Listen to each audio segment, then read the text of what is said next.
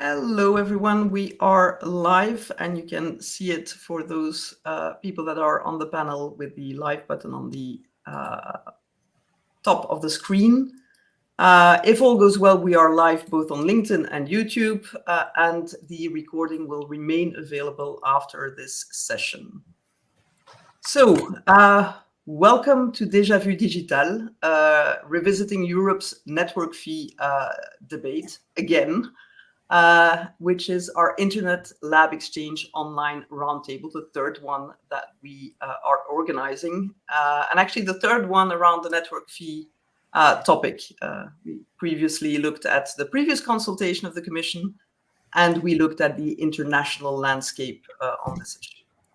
So today the intention is to delve into one of the most pressing issues in the digital landscape of Europe, as set out in the European Commission white paper on the future of connectivity, which is open for comments until 30 June, and which talks, by the way, about a lot more than network fees. There's a lot of topics. It's a quite a big paper, and I encourage everyone that is active in the telecom sector or that is a telecoms user and has time to spend on a big paper to look into it and provide comments. I have a lot of experts on this panel, and the central questions that we put up for discussion are: do you consider that the introduction of dispute settlement mechanisms or the expansion of universal service obligation might indirectly or directly lead to the potential introduction of a system that resembles a network fee? And should this be the case, what would be the consequences for Europe and its citizens? So as I said, I have a lot of experts. Let me quickly present them so that I don't have to do it during the discussion anymore. And they have been asked because they provide a breadth of expertise from very different perspectives. So our first speaker is Michel van Bellinghen from the BIPT, the Belgian National Regulatory Authority. Following him, we will hear from Aude Schoentgen of Plum Consulting, who's an economist.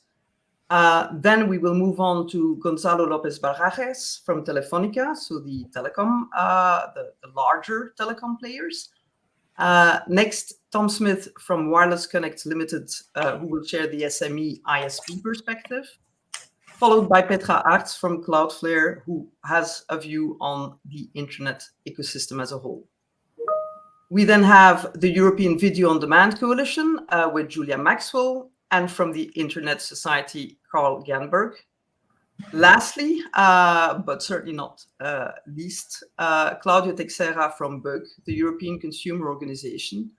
And with him, we will conclude our round of initial interventions. As I said, each speaker will bring a unique viewpoint, and we look forward to a lively and informative discussion. Q&A will be held at the end, so feel free to drop questions in the comments, and we will do our best to address them, time permitting. So anyway, thank you all for joining us today, and without further ado, let's begin with Michel van Bellinghen from the BIPT. And Michel, the floor is yours. Thank you very much, Caroline, and good afternoon, everyone. To answer your questions, let me start with the work we have done so far. To start with the contribution to this so-called fair share debate last year. Of course, we've done this together with the BEREC colleagues, but we've done explanatory work also at Belgian level for the Belgian market. We organized a public consultation based on a draft communication on fair share, with a clear focus on the Belgian markets. And unsurprisingly, the statement and the stance we took at that time was supported by big tech companies, CDN operators, consumer organizations, and also citizens, but not really by telecom incumbents operators. And in a nutshell, we came to the conclusion that we cannot conclude that this fair share mechanism is required, will be useful. Quite on the contrary. To start with, we made an assessment of the so-called investment gaps, and we clearly identified no gap, no such a gap in Belgium. So because there is a lot of projects ongoing, a lot of private investment ongoing. We also try to understand why this mechanism would be beneficial, but start with maybe what I should call wrong premises. What are those premises? First of all, it is being considered that the traffic is generated by the capacity and application providers, and we see this other way. It is the users who make the choice of a dedicated subscription, both fixed and mobile, with related rates, with related volume, especially for mobile, and not the cap. So the users, the consumers pay for that. That's a first point. A second element we made, we came to the conclusion that there is a traffic increase, but there is a lot of technological evolution, so that this increase has no real impact. And we have seen this at the time of the COVID crisis also, and technological evolution like the codecs and compression protocols are really helpful for that. So we thought it was a wrong start to a wrong analysis to put this so-called solution of fair share contribution forward. And moreover, it is also a wrong remedy for a non-existing problem. And this is a wrong remedy because this is not in line with the provision of the net neutrality rules, clearly. And it would be detrimental for competitors, especially smaller ISP providers, and ultimately it would be detrimental to consumers who would be in a situation where they'll need to pay more for their connectivity than they've done so far. So that's the reason why we came to the conclusion that it is a kind of zero-sum game. That's the way we phrased this in the final communication adopted and published about 6 months ago. And moreover, we are not convinced at all that this would be helpful to reach faster or better the connectivity targets by 2030. So, second part of the question you asked, Caroline, was about the dispute settlements put forward in this white paper. And at this stage, there is no BEREC opinion yet, and no contribution to this public consultation. But I can tell you that on behalf of the Belgian regulator, we don't see a real problem as assessed by the Commission itself in terms of interconnection, IP interconnection. So we don't see the reason why this dispute settlement, which was also alluded last year in the backdrop of this fair share discussion, would be necessary. And if one way or another, this would lead to a kind of fair contribution mechanism, we also think that it's not a good evolution, being a direct contribution or an indirect contribution through a funding mechanism, which has also other problems, not so in terms of net neutrality rules, but more related to state aid rules, and we think that it's not a good idea neither. I will stop here, and I will take the question later on, Caroline. Back to you. Thank you so much, Michel. I mean, both for the recap of the great work you guys did last year, which was nice to have, and for your view of this specific aspect of the white paper. I think I'll pass the floor to Aude, taking one of the elements that you raised on your previous work, which is the premises. So Aude, looking at the white paper, how are the premises in the white paper? Thanks, Caroline. Can you hear me well? Yes. Okay, good. Yeah, I'd like to raise a few points with maybe a broader view on the white paper that was published by the Commission in February. And that I'll do it in order to set the scene, I would say, before my fellow panelists get into more specific points and give the view of the industry. So the objective of the paper is to propose ways to improve connectivity and markets in the EU. And in order to do that, the paper presents 12 scenarios that are actually not scenarios, but and they are not even descriptions of a situation, but they are more proposals.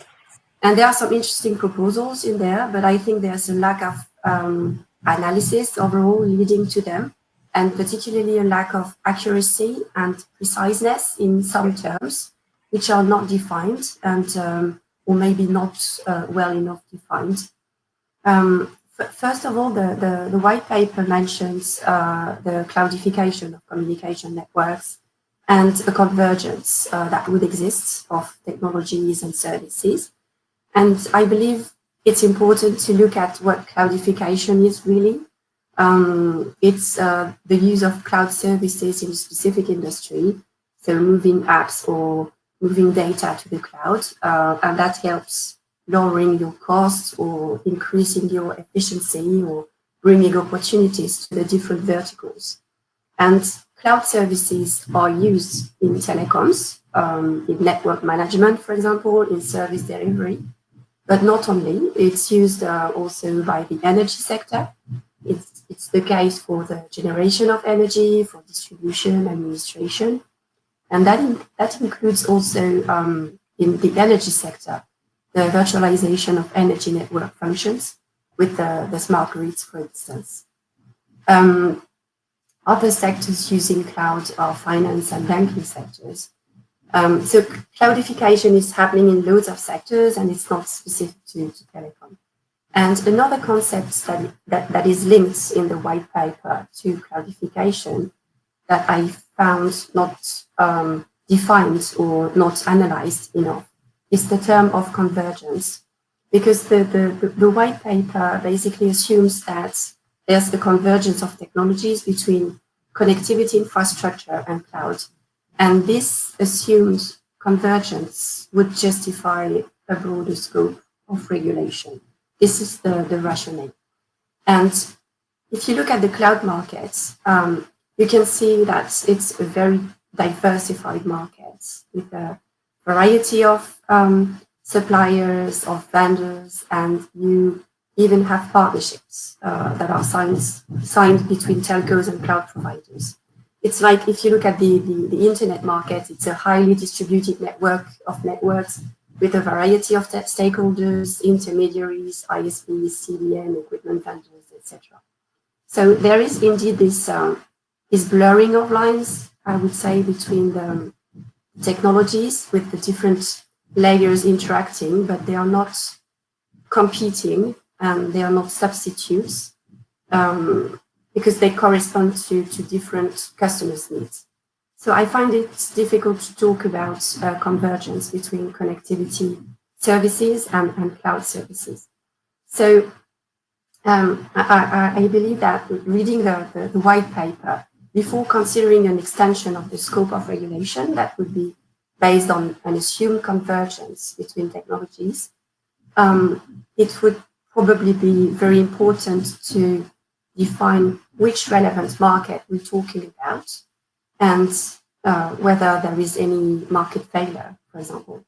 So, this was really to open the discussion and to set the stage to it. But to conclude, I think there's some kind of sloppiness in the use of some important concepts in the paper, which may be prompt to hasty conclusions and even counterproductive results in some cases on the market. So I think it's very important to pay attention to what we're talking about in terms of analysis framework, whether it's technologies or market or stakeholders of the ecosystem. And that will help define whether some additional regulation is actually needed or not, for what proven reason, and in the interest of the consumers and the European economy. So I will stop there. Thank you. Thank you, Aude. It's so we, after the need to make sure the right premises are set when you discuss regulation, you've highlighted the fact that people need to know what exactly we are talking about, and concepts need to be defined in a way that allow you to understand what exactly is at stake. I'm hoping that Gonzalo can shed a light on those concepts. Telefónica is one of the more innovative players with an amazing rollout of broadband in Spain. So Gonzalo, can you explain to us convergence, cloudification, how you see that impacting the markets?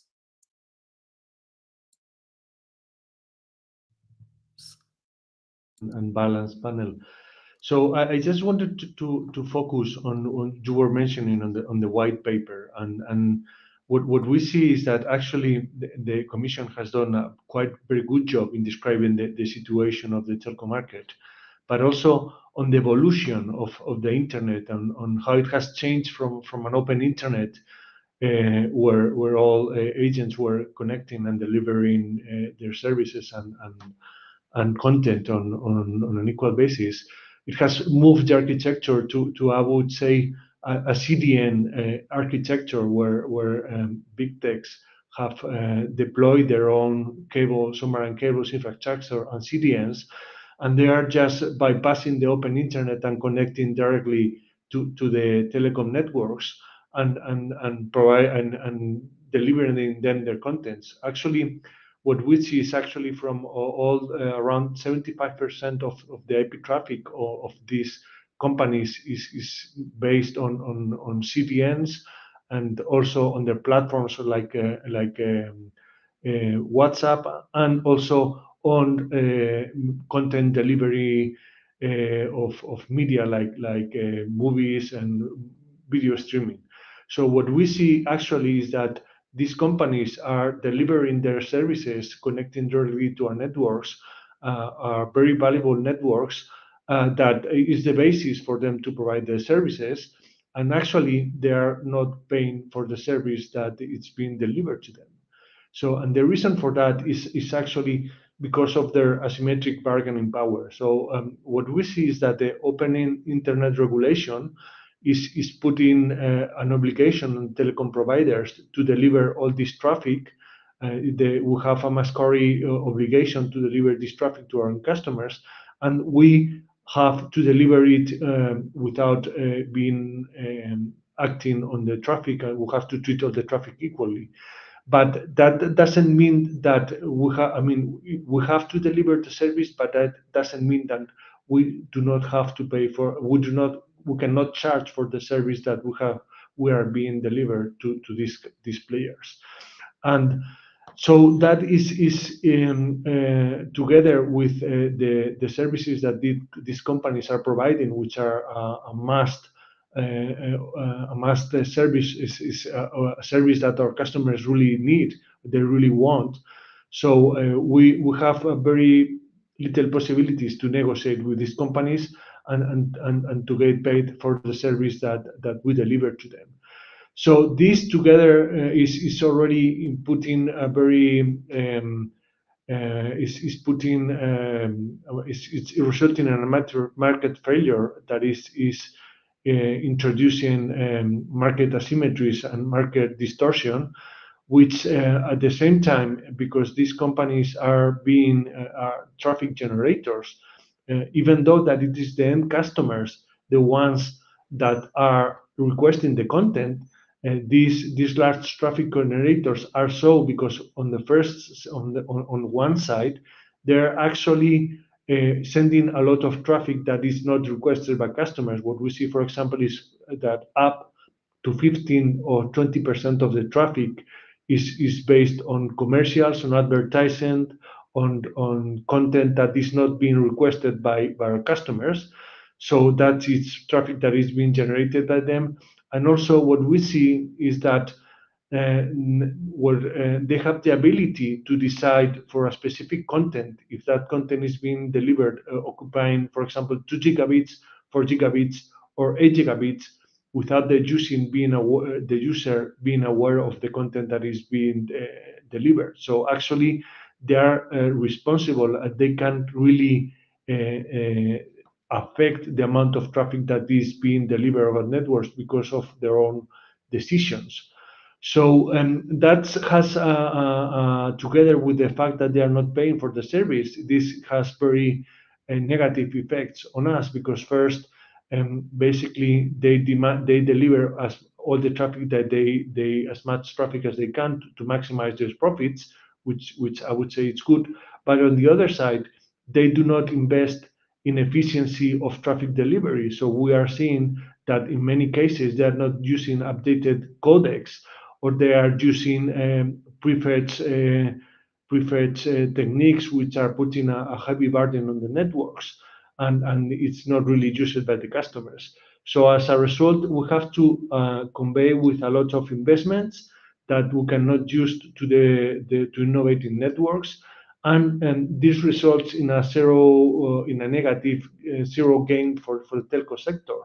So what used to be a symbiotic relation between telcos and CAPs, where we both were benefiting from a relation in which both were benefiting from the growth in the internet ecosystem, actually has turned into a situation where we are not seeing our revenues being increased, and we have to keep investing, so our profits are going down, while these CAPs these traffic generators are benefiting from increased traffic.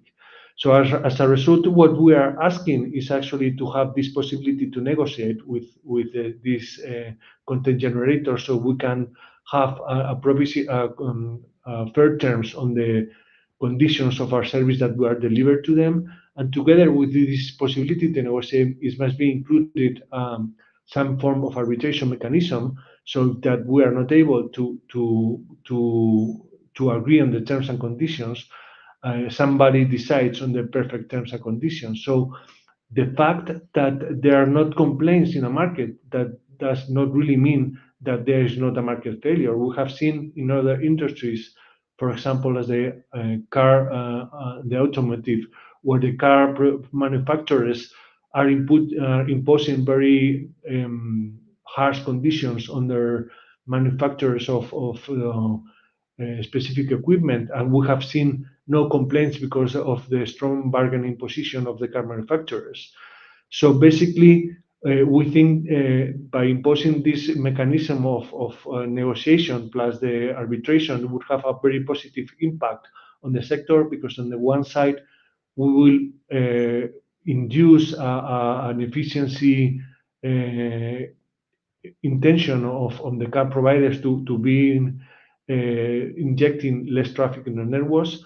That will impact on the investment that we need to expand our networks, that will be lower. And at the same time, by being paid by our service, we will have more possibilities to keep investing in networks and deliver new network services for the users. So we think it's unfair, actually, that currently it is the end customers and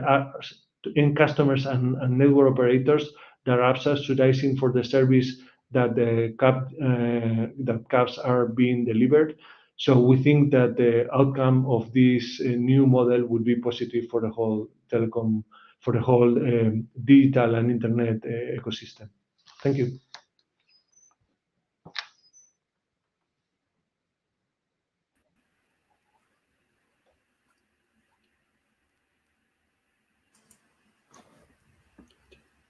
Caroline, sorry, you're on mute.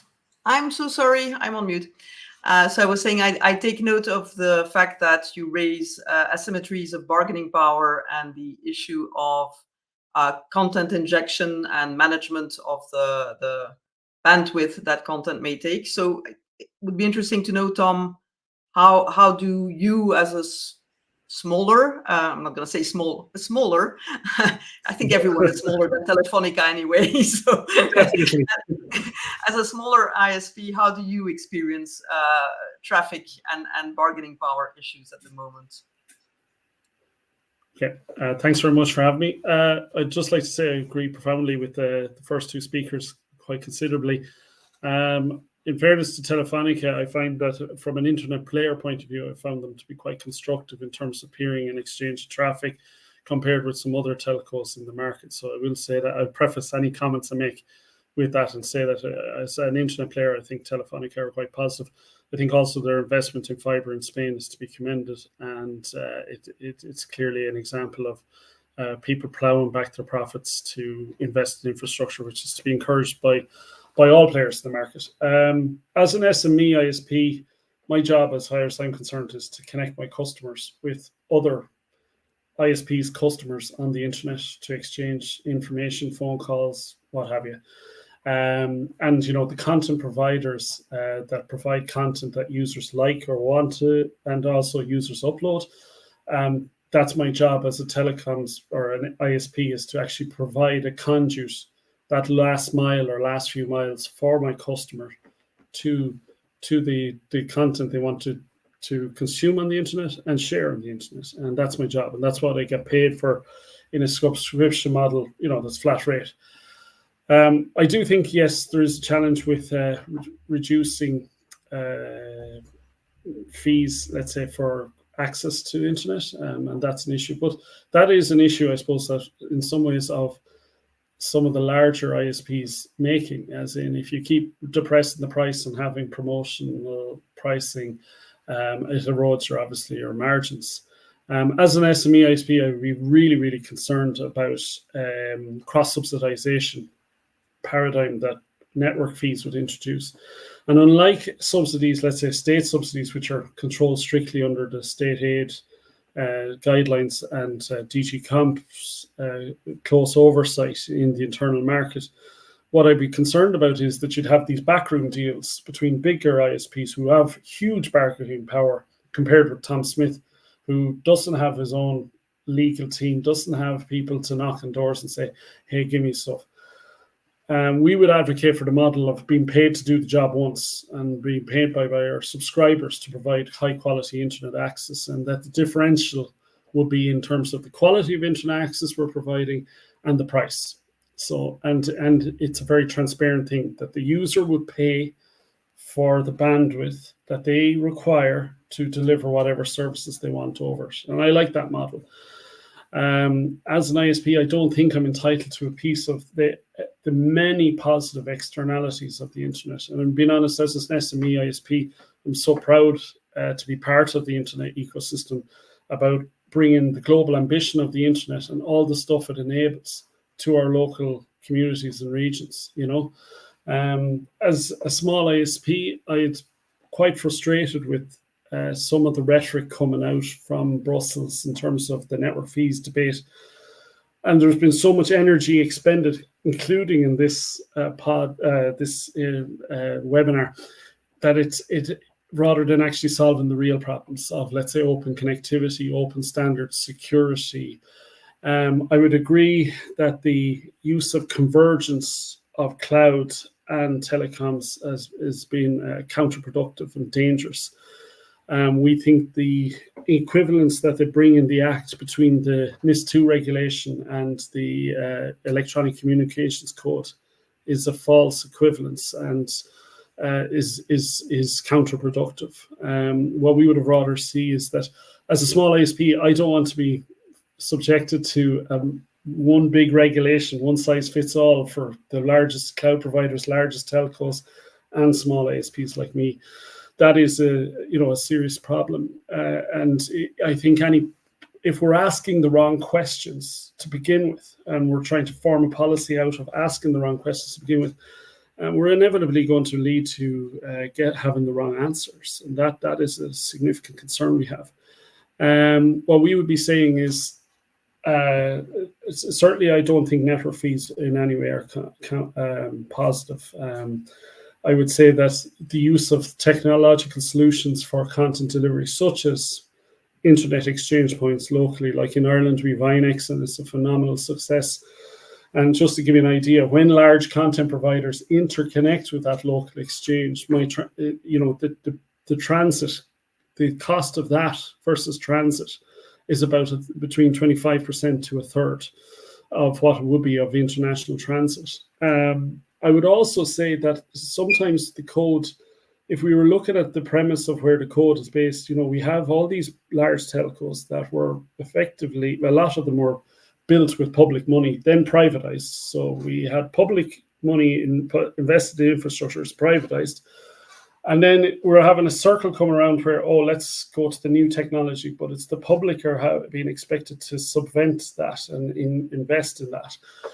And then it's, so we've got, socialization of cost and privatization of the profit. And then also to put in this third angle of, let's try and get a subsidy from larger content providers to which we would believe as a small ISP would be very heavily focused and tip the balance of the market heavily in favor of the larger ISPs and would be unacceptable to us. We are concerned that, I suppose, that Brussels is, that some in regulating the internal market are actually turning on the founding principles of the internal market of fair play and level playing field. I think the cloudification versus the communications, I'd like to address that point, which was addressed earlier as well, and just reinforce it. What we have is a digital ecosystem that's made up of many layers, and we're just one part of the layer. We're a critical part of the layer in a local area, but other players are also critical for the actual individual user experience. To lump them all together and say they're all converging and now we must manage them in a converged fashion is a fundamental mistake, and we should really stick to specialist and sectored regulation if necessary. And I think we should also stick to open standards. So, like, if I do welcome things like the quantum communications infrastructure project, the review of the spectrum regulation and stuff like that. But on the network fees, I mean, any more energy expended on this debate is just, if it's necessary to stop it, yes, let's do it. But, we were asked in the exploratory consultation last year, I would have said it was, it was a fair bit of energy expended on it, and let's move on from that and let's solve problems that actually need solving. But also let's look at things that work. I mean, like, rather than trying to regulate for innovation, let's try and see what works and try and encourage that and encourage small players to get bigger, as opposed to consolidating all the big boys together and effectively engineering the market so that smaller guys will fail and the larger ones will just merge and we'll have less choice for the consumer. I don't think having three drinks brands, like, I know Mr. Breton is French, or I'm led to believe, but I don't think he'd accept that a single champagne brand should be sufficient for all of Europe, or a single brand of wine or a type of wine, and just get rid of all the others because there's inefficiencies in the production of each individual brand of wine. So I think as a small player in the ecosystem, we believe that we matter and that we should encourage more people to solve more problems at a local level, rather than trying to say, well, there's a digital connectivity issue. That's just one issue for the entire 27 member states. Each member state has its own idiosyncrasies, own challenges. And, I think obviously consolidation in the market is useful, but we also have to remember that consolidation generally is for the benefit of the shareholders of the large companies consolidating. And I don't necessarily see a focus on the positive outcomes for the citizen. And that's what we need to really go back to the basics of actually what are we trying to achieve here. and focus on the end result for the citizens and not about return on cost of capital and effectively profitability for the telcos. That is something that I'd like to see more focus on. I'll leave that back to you now. Thank you. Thank you, Tom. I didn't know we were going to talk about champagne today, so that's at least a nice touch. Thank you also for raising the fact that the internet is made of layers, which is a lovely way for me to then switch to Petra, who is on a different layer, obviously, than the ISPs and then Telefónica. Petra, Cloudflare's point of view? Yeah, thanks, Caroline, and thanks for inviting me to be part of this roundtable. I've already been listening with interest, and I think a number of the points that I wanted to make today have already been mentioned, so I hope I'm not repeating too much of what has already been said. Yes, I'm happy to talk a little bit about kind of like the different type of layers that are kind of in between the let's say the connectivity layer, the ISP layer, and the content providers, and this is kind of where Cloudflare sits. We provide a number of internet infrastructure services, such as security services and also a CDN service, many other different services, too many to kind of talk about in 5 minutes. But one of the things that I want to kind of talk about today is the importance of interconnection for all layers of the internet, and also the kind of effects that some of the discussions about potential regulation and network fees and fair share and all these kind of discussions can have on lots of different players, not just the big content providers and the big incumbent telcos, which I think has already, this point has already been made obviously by Tom as well. And I think maybe to start where Tom left off, he talked about thinking about what is right for the citizens. I think that's kind of the first point that kind of struck me when reading the white paper, is that we kind of losing, it seems that the white paper is losing sight a little bit of the kind of end goal of what policy should try to do for European internet users, whether they are businesses, small businesses, large businesses, but also consumers and citizens. And they are the ultimate beneficiaries of all of us in the chain, in the ecosystem, providing fast, reliable internet services and connections. So this is, I think, the first thing to say is, like, let's not lose sight of that. I think that's maybe one message that I want to bring to the discussion today. I think with regards to some of the proposals, some of the scenarios or proposals, as Aude said, I would agree that some of the concepts are not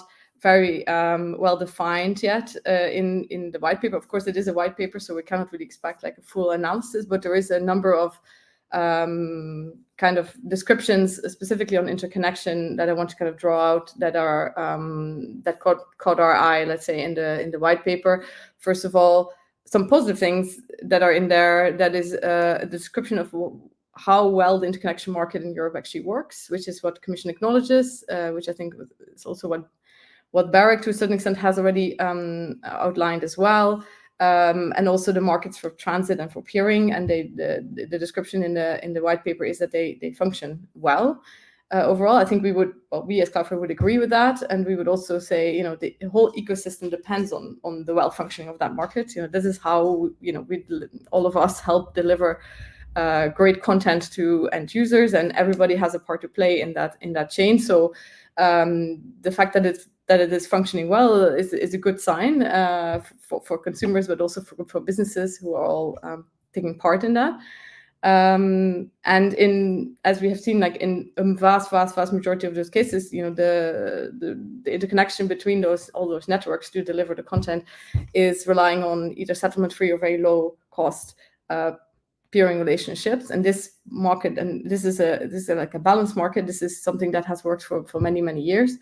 There's also a mention in the white paper of the cooperation between telcos or ISPs and other players in the chain. They're mentioning content delivery networks like Cloudflare as well as CAPs, content providers, and how there is co-location of servers. So basically the server equipment of those providers would be placed inside of the ISP's network. So make sure that content get delivered at the most local point possible, which obviously creates huge efficiencies and lowers costs as well for everybody, including for the telco providers.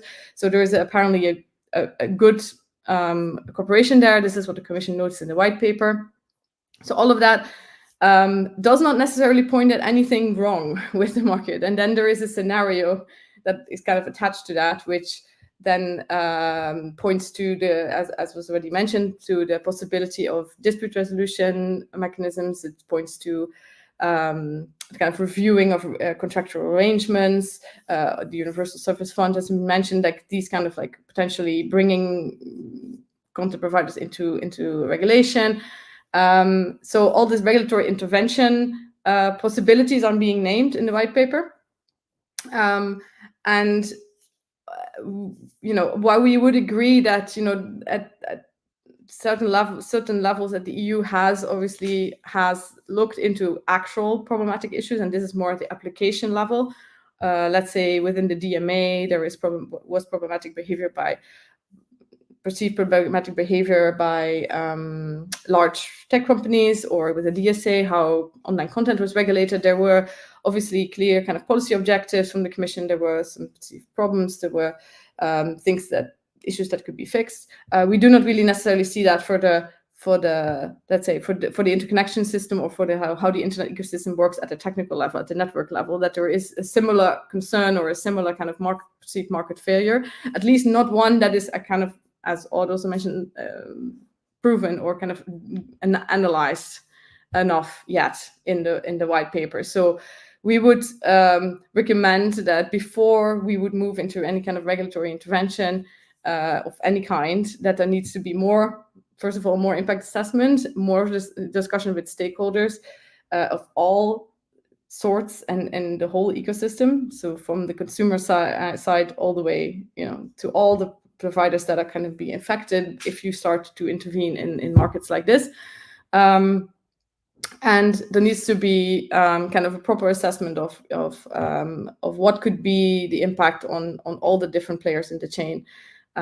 We have already said also in the network fee debate last year that, and this is kind of echoing a little bit what Tom was saying, we fear some kind of imbalances in the system, and we are, as a global, we operate a global network, so we're very reliant on very good connectivity and very good interconnections with everybody and good cooperation, that any kind of intervention such as a network fee type of measure would create this kind of like two-speed interconnection model where the large players would benefit and the smaller ones would be left out, both the smaller ISP, but also the smaller kind of infrastructure companies like ourselves as well. So any of these kind of measures, before any decisions are taken by the Commission, we would recommend a very, very thorough discussion and considerations about all the different aspects and the impact on the whole ecosystem. So I think before we go into any kind of decisions from the new Commission about what to do with any of these recommendations, there needs to be much more consideration of the impact on everybody. So I'll leave it at that, Caroline. Thank you, Petra. It's indeed always good to be thorough, and there was a bit of an imbalance in the white paper between the sketching of the situation, which was actually quite positive, and then looking at solutions to solve a positive situation, which was interesting. But then again, as you said, it's a white paper, so I guess looking at as many scenarios as possible is part of the exercise.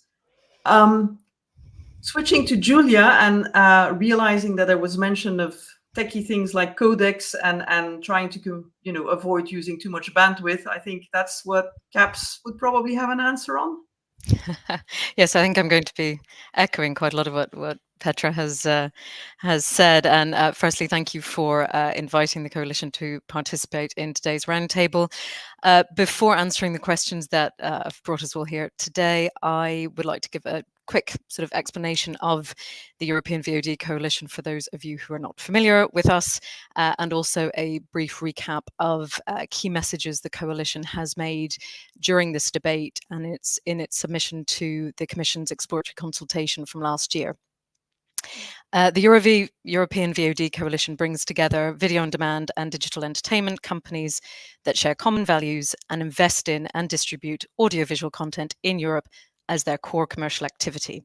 Members include global players such as Netflix and Disney, European players like Viaplay in the Nordics and Universe Cine Suna in Benelux, as well as national VOD players such as Pickbox in Croatia. We believe in supporting an innovative and sustainable European audiovisual sector to give consumers the greatest choice in high-quality content. In our 2023 submission to the Commission's exploratory consultation, we stated that the existing EU pro-competitive regulations have already achieved great outcomes for connectivity coverage and affordability for the benefit of Europeans. We explained how coalition members as content and application providers, CAPs for short, already cooperate with ISPs across Europe and have a symbiotic and mutually beneficial relationship. Our content supports ISPs in retaining customer subscriptions and even increasing demand for premium high bandwidth subscriptions. Without ISP networks, we of course would not be able to deliver our content to European consumers. We thus do not think this equilibrium should be endangered via unnecessary changes to the regulatory framework or to the relationship between CAPs and ISPs. Coalition members already invest massively to ensure that their content is delivered to end customers in an efficient and seamless way. This includes using technologies such as CDNs, which have been mentioned, which help bring content closer to the users and relieve the backbone networks in cooperation with ISPs. Members also invest in innovative technologies such as versatile video coding and variable bitrate to transfer video more efficiently across networks. From our perspective, technology efficiencies and investments ensure that growing demand from end users can be handled sustainably without increasing network costs over time. When it comes to the interconnection market, coalition members believe that it is working well, that disputes are rare and have quickly been resolved for the benefit of consumers. And we are pleased to see that the Commission shares this view as set out in the white paper, in which they also acknowledge that it is not CAPs driving network traffic, but consumers.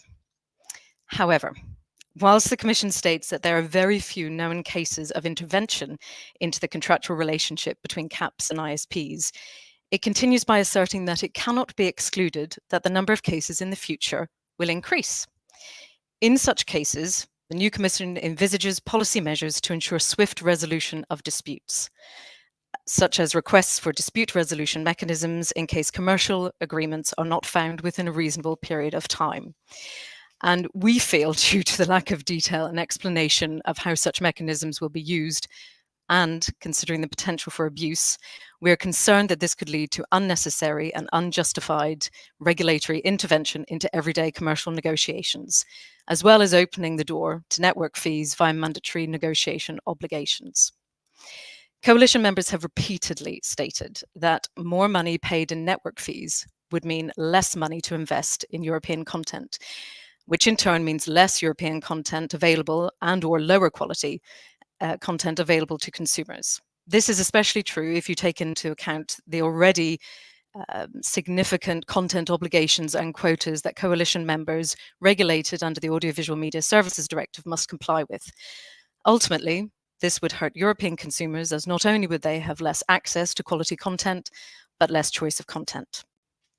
We strongly feel that before any regulatory changes are made, we would urge an evidence-based approach and support BEREC's ongoing research into the interconnection market, which our members are contributing to.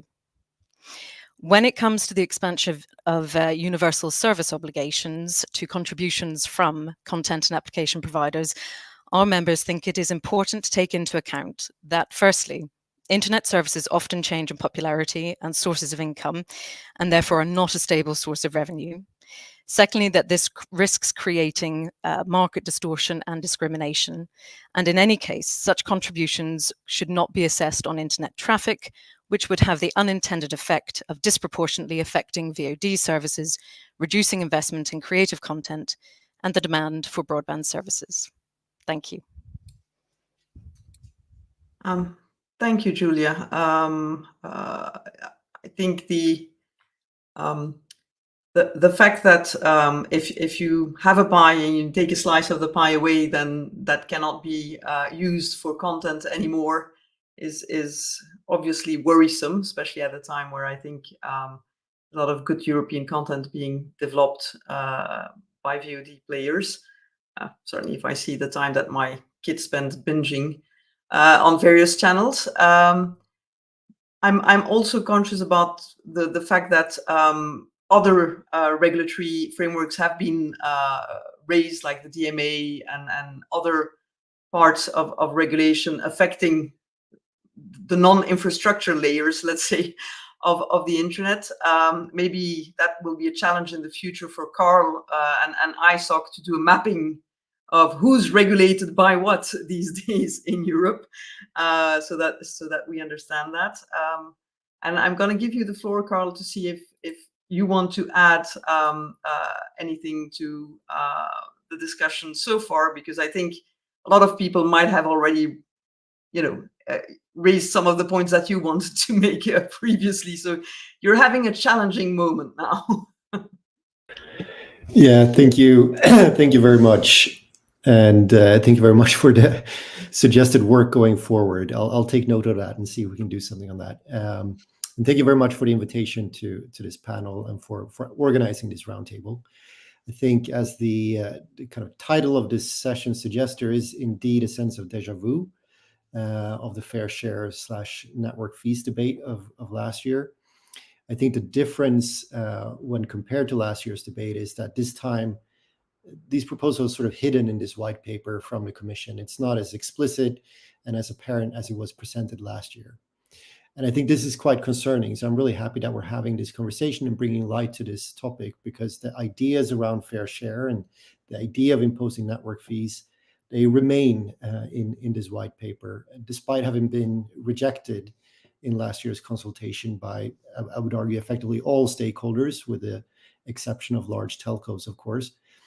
But somehow they made it back into this white paper, and other speakers have sort of pointed to this.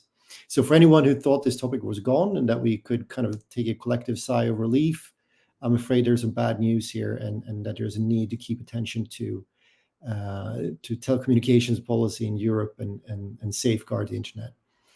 And there are a few things to say about this white paper, but I wanted to kind of start where others also have pointed out, namely the section of this white paper that makes some reference to last year's debate, and where this sort of feeling of déjà vu is almost overwhelming, but it's very apparent. And what is interesting here is that it sort of reads like the Commission did hear the critique against the fair share narrative last year, but they heard it, but they failed to listen to it. Because they do provide a fairly sound recap of some of the key arguments against network fees. For example, and as others have mentioned, they gotten rid of this notion that content providers are responsible for generating traffic, and instead they correctly point out that this traffic is generated by us as users, and in fact that the ability to do so is kind of the essence of what you pay for in an internet access service subscription. And the white paper also talks, I think Petra mentioned this, explicitly talks about it and acknowledges that the interconnection market functions very well and that there's very few cases of intervention. Basically, many of the key elements that not only the Internet Society, but I know other stakeholders, including BEREC, pointed out in their critique against the fair share discussions last year. It acknowledges many of those elements. However, and as others have pointed out, there is this sort of leap of logical misfortune, if you put it that way, where they kind of end that section by instead suggesting that despite all of this, that they could envision some policy measures in the form of a new dispute resolution mechanism. And that's sort of what brought us back here today, because for those that were not deeply involved in last year's debate, that might sound like not too bad. It doesn't sound like these network fees that telcos were calling for in 2023. However, for those of us that follow this in more detail last year and read the contributions by the telcos, know that this is actually exactly what they were calling for. And I do want to give some kudos to Telefónica, not only for being here and joining this panel, but also because they offered a very clear description of this solution in their contribution last year's consultation. And this idea of an arbitration mechanism is how they envisioned fair share to be implemented in practice. Now, the kind of key issue around this, and we mentioned this in our contribution last year, is that these mechanisms or requirements for online services to negotiate a tariff with the access network, it sort of breaks fundamental principles for how the internet works and how it operates as a networking model. It's not just a little headache or a matter of transferring profits from one economic actor to another. It sort of fundamentally conflicts with architectural principles of not having to contract across the global internet. And that has been an incredibly important principle that allowed the internet to grow and become this sort of global force for good. And you can think about it in simple terms that today, all you really need to be part of the global internet is to find one network connected to the internet, and you can connect to all parts of the internet, right? So if I host my website, my service in Switzerland, I do not need to negotiate with a network in Brazil in order to reach users in that network. But the problem with network usage fees is that they sort of break this very fundamental premise and principle in the internet by conditioning reachability on this prior contracting. And a consequence of that is a type of fragmentation of the global internet, but also, for instance, distorting interconnection and peering arrangements. So when reading this white paper, it's sort of quite clear to us that the so-called fair share debate is far from over. It just kind of hooked onto a new narrative. And this kind of brings me back to the white paper and some overarching reflections on this white paper that I know others have also talked about. And it goes to a question around narrative, because when reading this white paper, it seems like the Commission has only really listened to and is concerned with one stakeholder group, and that is the large telcos. And there are a couple of important issues with this, and people have mentioned this, that, for instance, the white paper sets out a premise whereby there is this convergence, quote unquote, between telcos and cloud. And the problem here is that the paper doesn't really elaborate what is meant by that, or what this convergence looks like, or why technological developments like cloudification or network virtualizations, why that would pose challenges to existing rules. Instead, it kind of jumps straight to radical proposals of expanding the scope of existing rules to encompass also cloud services and to quote unquote sort of level the playing field. But I think there's also other issues with this white paper, and which is sort of a stronger echo from last year's debate, namely that European telcos are somehow suffering, that connectivity in the EU is lagging behind, and that the EU is not equipped for the future. If you were to read this white paper, this is sort of your main takeaway. So, for example, one way of reading this paper is also to see that the Commission seemingly doesn't like competition. For example, this paper talks a lot about telcos seeing lower revenues than other markets, yet it kind of fails to appreciate that the upside to this is lower prices for consumers. And one could quite easily flip that narrative in talking about the future of connectivity and future of innovation in Europe to something positive, right? That the EU is quite well equipped for the future, precisely because we do have a competitive communications market that allows us as citizens to make the most of that online world and online services. So I encourage all stakeholders to kind of take a look at this white paper, if they haven't done so already, to make their voice heard and to make sure that this ideas of network fees doesn't make its way in through the sort of back door. Thank you. Thank you, Carl. You actually gave me the perfect transition to go to Claudio by mentioning the fact that citizens might have been forgotten a bit in the white paper, or at least end consumers. So we're here to correct that forgetfulness in the white paper by giving Claudio from BIPT the floor. Thank you very much, Caroline. Thank you very much for the invitation for BIPT, the European Consumer Organization, to be here also presenting indeed the less,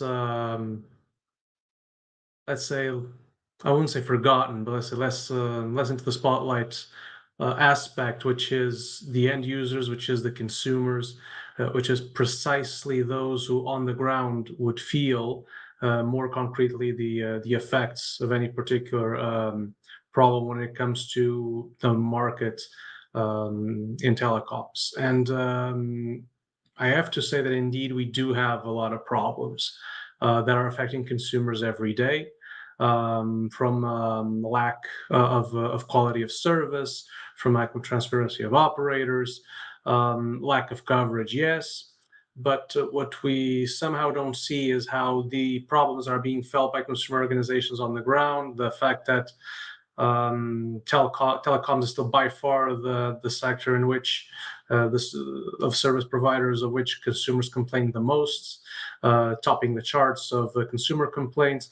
So across all of that, we don't see the connection with this particular white paper, and we certainly do not see the correlation between the problem that is being tried to, but it's being tried to be sold to us, and even less the solution for this perceived problem.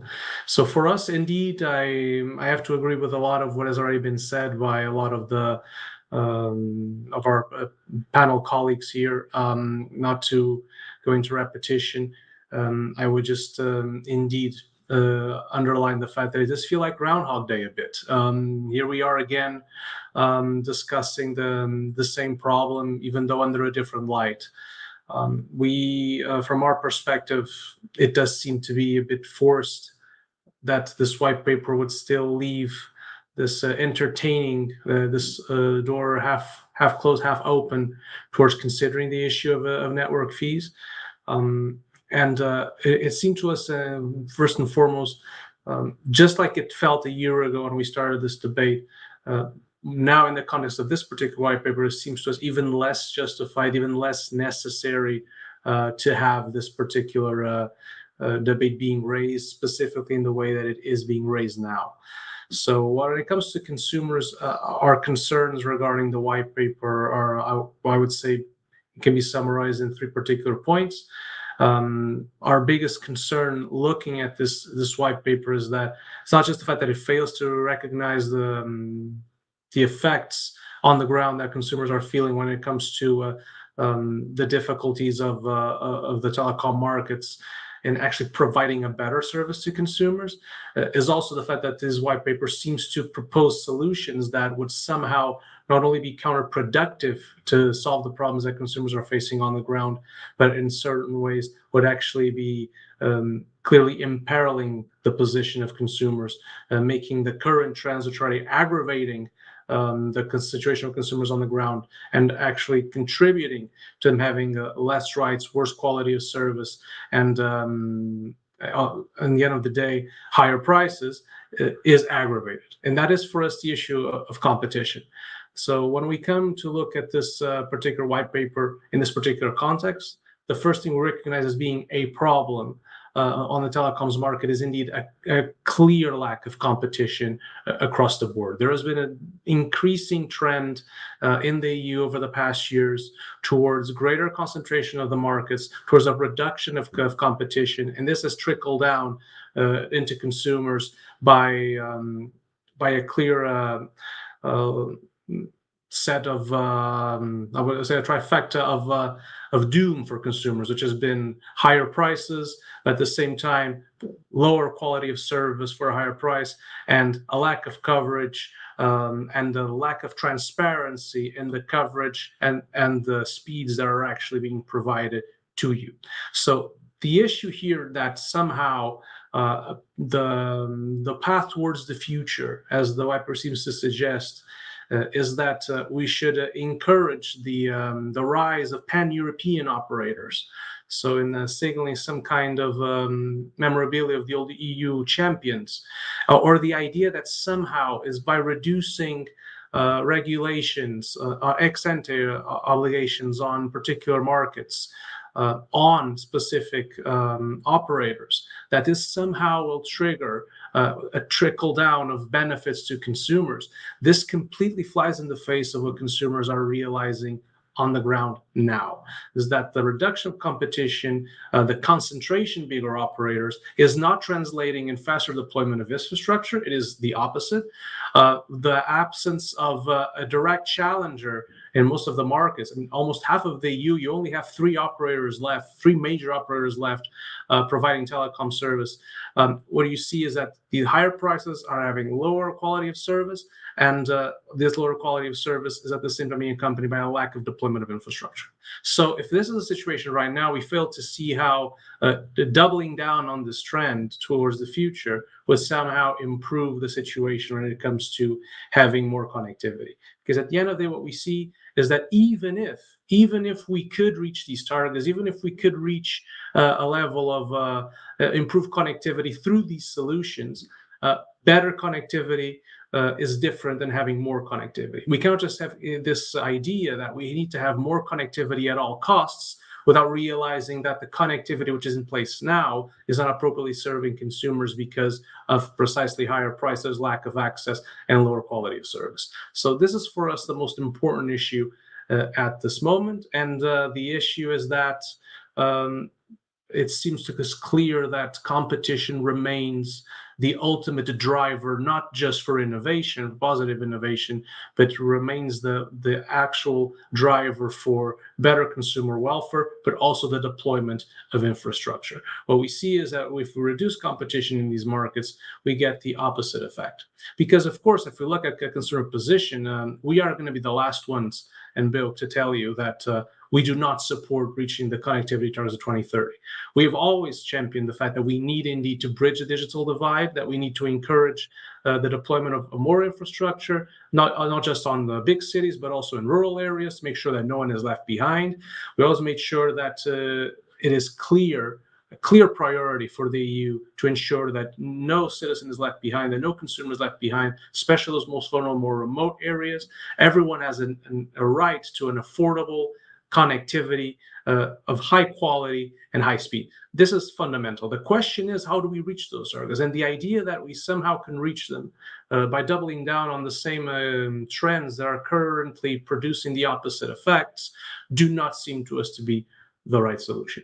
And indeed, when it comes to the watering down of the network fees debate into no longer the proposal we saw before, but this new refurbished option in which somehow we need to leave the door open for a potential dispute mechanisms, even though indeed, as it was already discussed today, the paper does seem to say that there is no trend of rising disputes, or there is no necessity for disputes to be resolved because they're simply not there. And the regulator has said over and over again.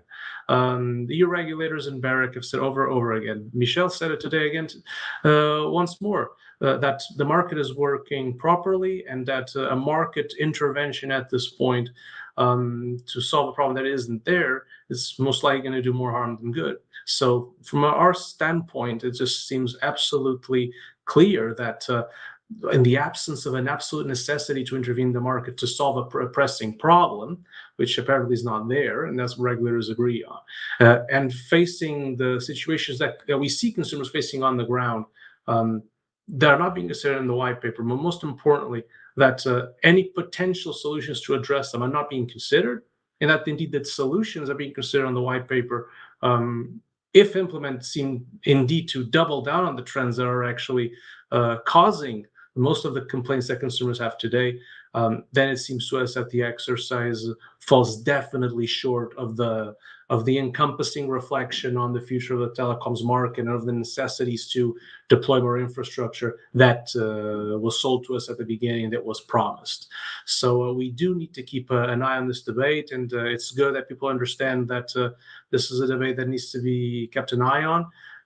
Precisely because we believe that the focus must be given to what the real problems of the market are, and the clarification must be given to those aspects in which it seems to us that we do not have exactly a problem needing a solution. We seem to have a solution looking for a problem. And over the last year, we've realized clearly that this was not a way to go about things. And from our side, our appeal is clear, is that we need to turn the page on this kind of approach, and we need to tackle face up the problems that we're facing on the ground today. And for us, these are clearly not, as you said at the beginning, these are clearly not a part of the paper as of now. Thank you. Thank you, Claudio. I nearly felt like I should be watching, looking at my invoice from my telecom operator after everything you said, and start crying. Thank you all for all of these perspectives. I think it's amazing that we could get, the whole layer, the whole value chain in one place to discuss this. And to a certain extent, I would say to the Commission, just watch this recording and you have all the views, and you can stop the consultation work and give all the civil servants a nice summer. But we're not going to do that, because at the end of the day, you don't want them to be bored during summer. So we are going to contribute to the consultation, and the deadline is the 30th of June. I got a really good closing question, actually, from the comments from Alexa Veller from T-Rex. And I think that's maybe a question that I can ask all of the panelists. Gonzalo, you might have a slightly different view on this. And I think Michel maybe had to disconnect. But I think, so the question that Alexa asks, and I'm going to go through all of you to see if you have an answer you want to supply, or if you have a rebuttal you want to give in certain cases, is how can we convince the Commission that competition will continue to be the most beneficial model for Europe and its future economy, against the push for geopolitically driven isolationism and politically driven economic policy and winner picking? So basically, looking at that white paper, looking at the consultation, what can be brought forward? And Michel, maybe I'll quickly reread the question that I'm looking for everyone to have a go at, which was asked by Alexa Veller from T-Reg, is how can we convince the Commission that competition will continue to be the most beneficial model for Europe and its future economy? So, looking at the white paper, looking at contributions that people will give, I'm going to leave everyone on screen and take you one at a time for a 1 minute short, maybe view on those benefits of competition. And Michel, can I start with you?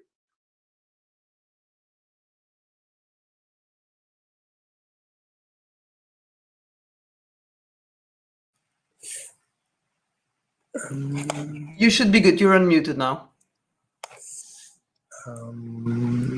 Yes.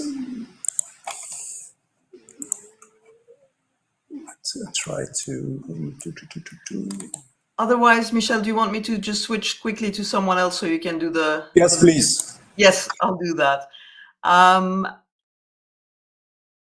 Gonzalo, do you want to have a go otherwise to start with to keep the order? And I imagine that you might want to frame which competition is the healthy one for Telefónica? Well, if you equal competition to the number of players in the market, I think that's not the right approach. We think that price is not the only competitive element of the market. There are other issues that drive the welfare of consumers. So one is having the infrastructures and the services with enough quality to get the service they deserve, and that would also foster the competitiveness of the industry and Europe as a whole. So it's not just a question of having lower prices. On that, we think that in market consolidation, which is a way to get scale, can drive competitiveness in the market, because having more customers in the same network would enable a higher returns for the industry without the need to increase prices. We have already some examples in Europe. For example, in the Netherlands, after a 4-to-3 merger, we saw after 3 years' time that investment increased by 14%. And also in the US, where, for example, the merger with T-Mobile and Sprint, before that, T-Mobile had the second best network in the US, and Sprint was the last network in quality. And a year after of the merger, the network of the new company was providing the speed twice the speed of the next competitor. So I think in market consolidation, that also drives investment up. So I think it is a priority to have the networks that we all deserve. And if we just focus on the prices, the returns of the industry would be lower. And I think the white paper does a quite good job describing the shape of the industry right now. Thank you. Thank you, Gonzalo. I know that Tom raised his hand, but seeing that it was a question of looking at which criteria should you look at to consider that the market is competitive and that it's good, let me ask the regulator, what do you look at?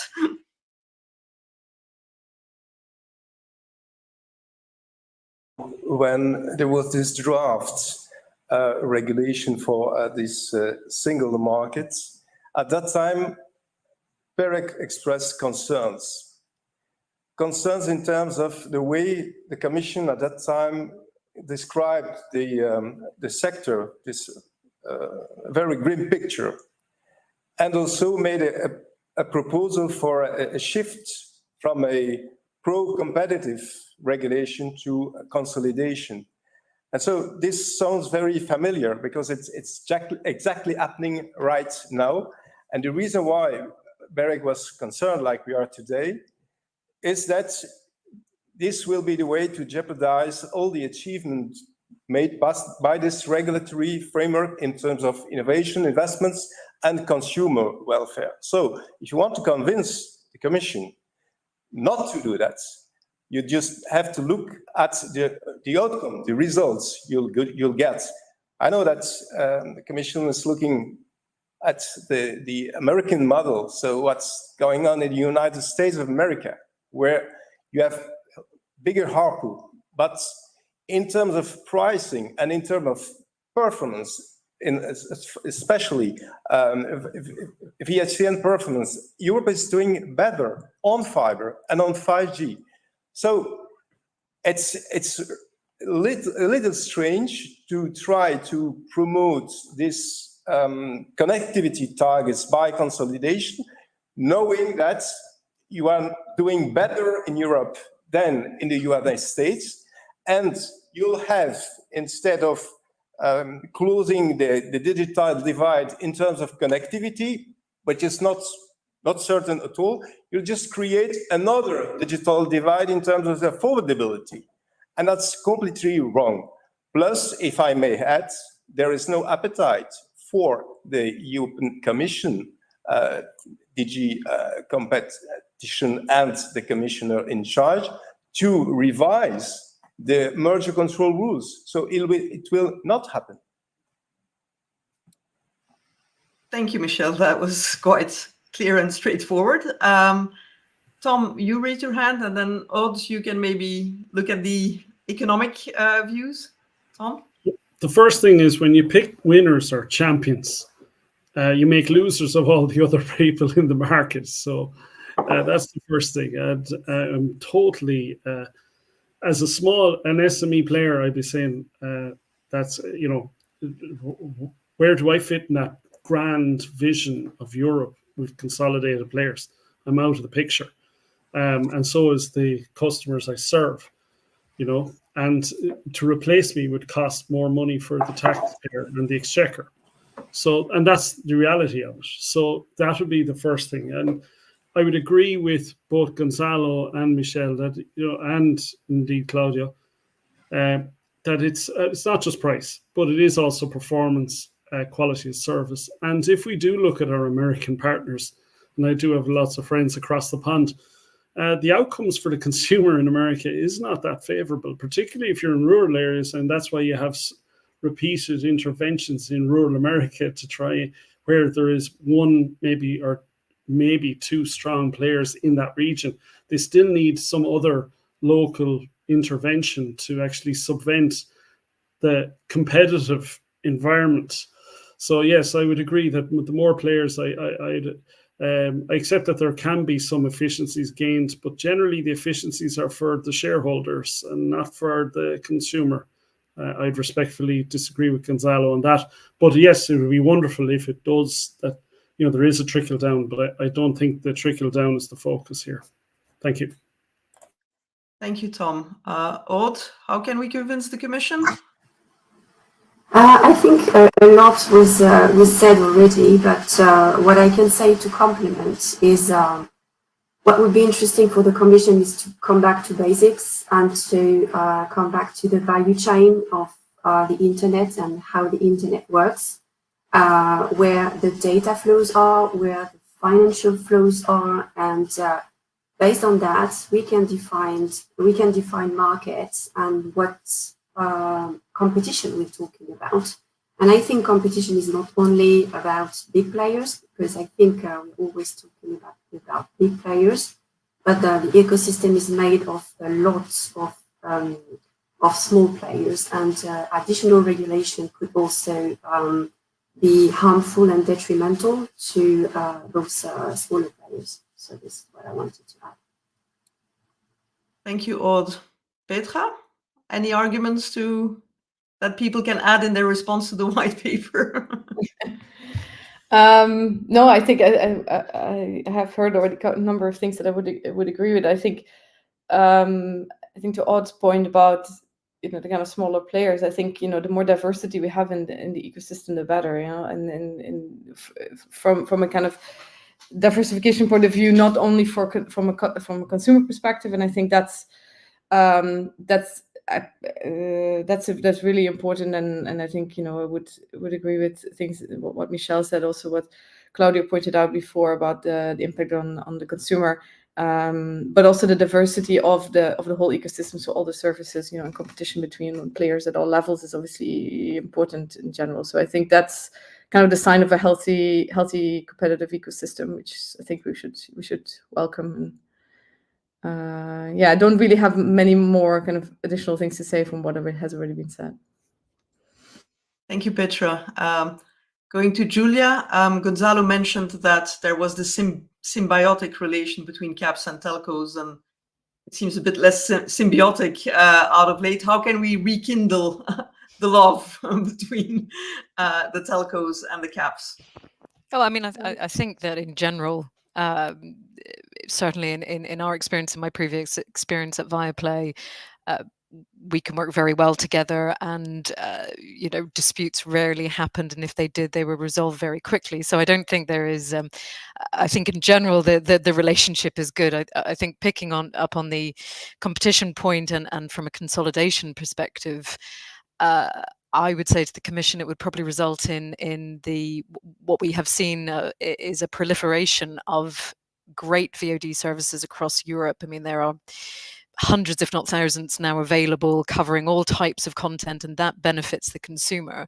However, if these relatively small or new VOD providers have to negotiate with either only one or two dominant players in the marketplace for carriage, etc., I suspect there'd be a concern there about unequal bargaining power and whether they would be able to afford to have their services and content carried across the network, and I think it would lead to far less, and ultimately that's at the detriment of the consumer.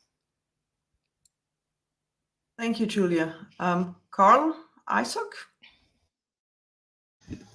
Yeah, thank you. I think kind of spinning off of what I mentioned in my previous remarks, I think in part it is a question about including more perspectives and thinking about the future. As I mentioned, I think this white paper has a very sort of telco-centric vision for what the future holds. What does innovation look like? There's a lot of emphasis in this paper around 5G standalone, the proliferation of specialized network for dedicated services, but there's an absence here, as we talked about, the consumer perspective, consumer and lower access prices for European citizens. I think that's a critical component for future sort of network demands from the European Union, also when it comes to innovation.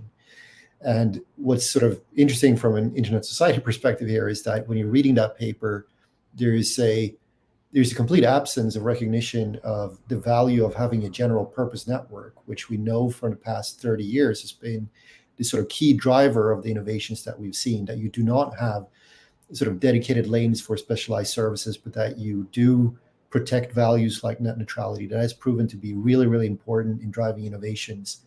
And that seems to be absent in this paper. And I think facilitating a broader set of perspective when the Commission is thinking about the future, I think will help them see the value of competition also for the future of networks in Europe. Thank you, Carl. And yet again, Claudio, you have the closing remark slot for the consumers. How can consumers or how can consumer organizations convince the Commission that competition is the way forward? Many thanks. I think it's fundamental to highlight the arguments that we've done here, and to go back to basics, as it was very well said. I think the bottom line here has been that over the past decades, the liberalization of the telecoms market in Europe has been a tremendous success story. We can all agree to that. And the fact that free and fair competition has risen as the ultimate driver of innovation and of consumer welfare is undisputed. So if we do have a system that works, if we see clearly what is the recipe for success, there's two things you can do. You can either encourage the continuation of the same model, or you can either try to repair what isn't broken. What we see is a current trend towards having less competition, and that is translating directly into effects onto consumers, which are negative effects upon consumers. So that is, from our perspective, what should be handled first and foremost. When we see that the premise that is being taken on this white paper is something which is completely contrary to this reality, which is, and this is something that we do have to challenge, which is this idea, as Michel well said, that somehow we are lagging behind. Somehow we need to compete with the US, we need to compete with China, and that overall we are lagging behind. I should remind you that Europe is not the continent when during the COVID pandemic, people had to drive their kids up to the nearest not to make advertisement here, to the nearest fast food shop in your neighborhood just to get free Wi-Fi so they could keep up with their school. This is not the continent where majority of rural citizens have to go without connectivity to actually go about their daily businesses because simply it's not affordable or available. This is not the continent where we have a digital divide based on affordability. We're starting to see one gradually, but we can still say that honestly, that in terms of affordability, unlike the United States, we are definitely not seeing a massive issue in terms of a digital divide based on pricing.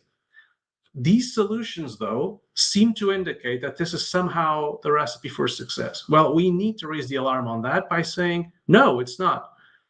3 operators for 500 million is not a solution that derives better consumer welfare. It is not a solution that will derive better investment in infrastructure. It is not a solution that derives better pricing with 3-4 times higher prices in the US, less quality of service, and less infrastructure. We sincerely do not see where the appeal is. And if we go to every independent data, what they show is precisely that.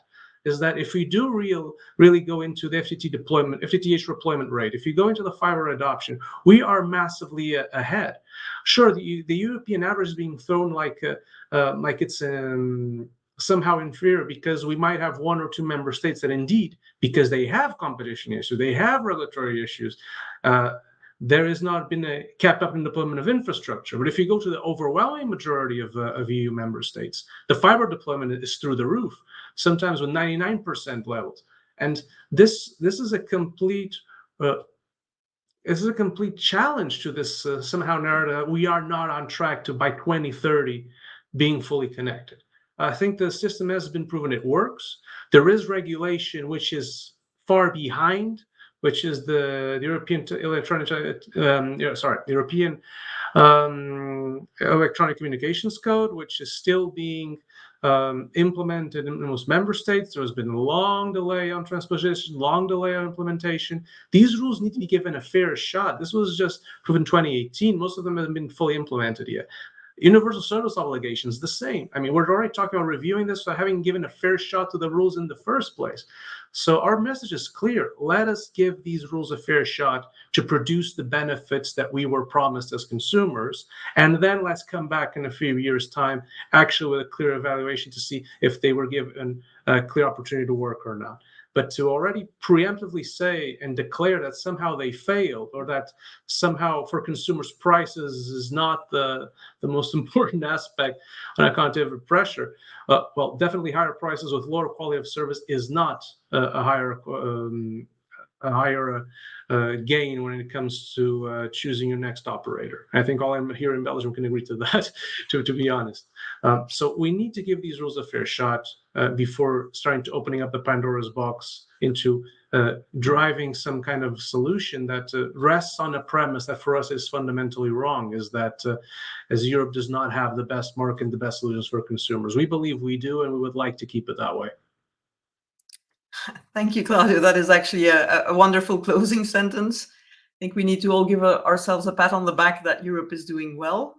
We'd like it to do better, but you know, and also Telefónica, with the rollout you guys have in Spain, you are doing well.